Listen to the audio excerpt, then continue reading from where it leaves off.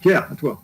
Merci Thierry. Alors, de façon plus globale, en fait, je vais plus intervenir en tant que coprésident du CNLL et de vice-président du Hub Open Source pour expliquer toute la démarche, parce que la démarche pour laquelle on vient d'avoir un exemple très concret de la part du client de la métropole de Lille, leur approche, et de la part des prestataires, c'est une démarche qui a été initiée par le CNLL il y a maintenant 2 ans et qui aboutit justement à ceci.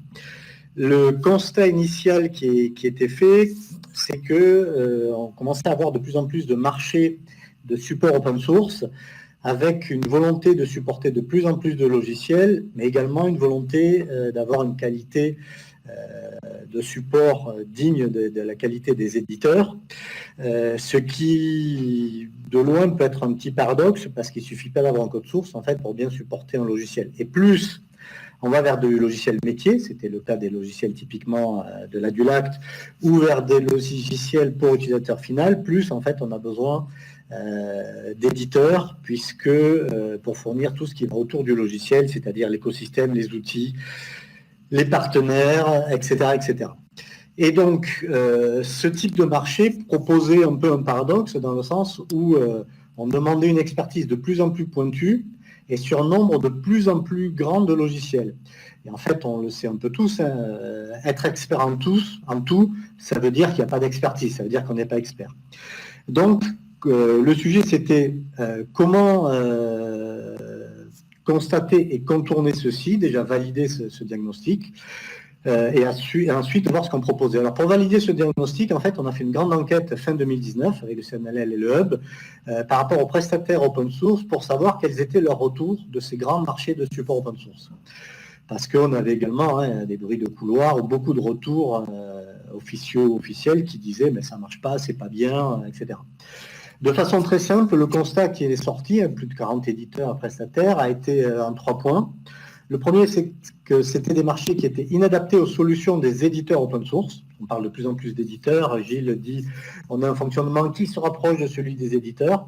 Ben oui, c'est normal. Hein. Aujourd'hui, si on veut des solutions finies, et comme dit la MEL, hein, la métropole de Lille, qu'est-ce qu'elle dit? Ben, l'open source, c'est un critère comme un autre. On va juger, nous, par rapport à la réponse aux besoins, la pérennité, etc. Donc, tous les critères par lesquels on juge un éditeur. Donc ces marchés étaient inadaptés aux solutions des éditeurs, puisque d'ailleurs Ludovic pose aussi une question. En gros, c'est 350 logiciels alors pour le marché interministériel, également qui est à l'origine du CNLL, hein, ou beaucoup de logiciels de la MEL. 350 logiciels, donc on ne peut pas supporter tout ceci par la même entreprise, c'est pas possible.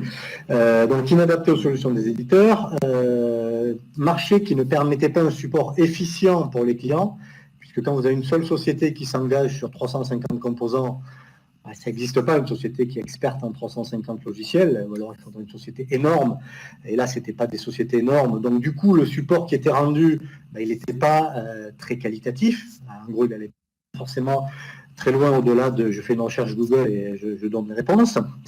Et puis, notamment pour les tenants de l'open source, c'est un marché qui ne contribuait pas au développement des logiciels open source, puisque quand la valeur ajoutée, en gros les montants, les coûts, sont absorbés par des intermédiaires ou des gens qui essayent de faire, mais sans forcément toute l'expertise et sans faire appel aux éditeurs, aux développeurs concernés, eh bien en fait, il n'y a pas de reversement, la valeur ajoutée, elle ne va pas à ceux qui créent les solutions, donc elle ne va pas aux solutions, et donc vous avez des gens qui manifestaient, qui n'étaient pas contents du tout, par exemple LibreOffice, qui était un des non-contents très, très notoires. Donc, comment, suite au résultat de cette enquête qu'on a publié, d'ailleurs, je peux vous mettre le lien directement dans le chat. Voilà, c'est fait, qui est très détaillé. On a fait 2 préconisations. La première, c'était, il faut maximiser tant que possible le travail en direct avec les experts et les éditeurs.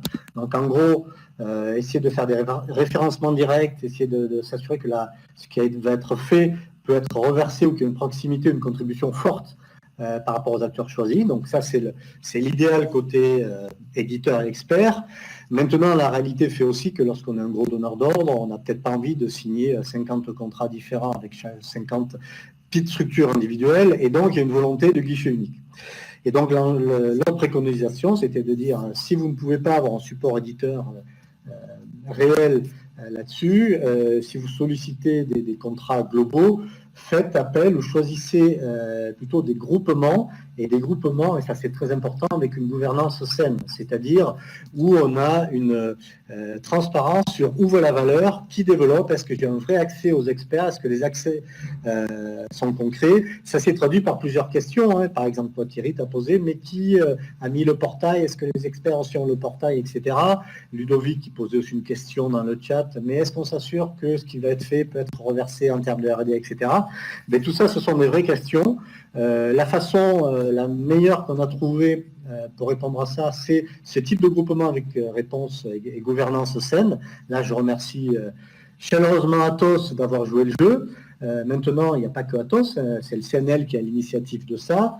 Des groupements peuvent être faits sans Atos, avec d'autres gros porteurs, avec d'autres experts sans Atos, etc.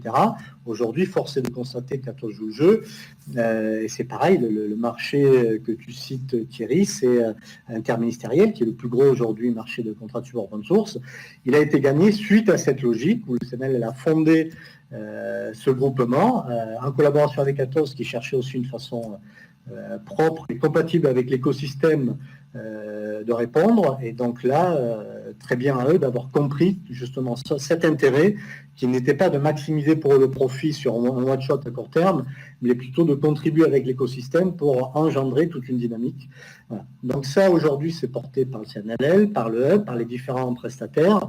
Et l'exemple qui a été donné ici, et on remercie fortement, de la MEL et des différents prestataires, pour moi, il est très, très représentatif parce qu'on voit l'approche aujourd'hui très pragmatique et concrète d'un client.